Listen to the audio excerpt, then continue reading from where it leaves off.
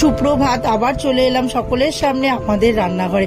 আজকে আমি তৈরি করে দেখাবো বহু বছরের একটি পুরনো রান্না, ঝিঙের জল বড়া ঝাল। প্রথমে আমি ডালটাকে বেটে নেব, একটু ছোলার ডাল, আদা, কাঁচা লঙ্কা, নুন, হলুদ আর একটু চিনি দিয়ে ওটাকে পেস্ট করে নেব। আর সর্ষে, কাঁচা লঙ্কা, নারকেল কোড়া দিয়ে ওটাকেও আমি পেস্ট করে নেব।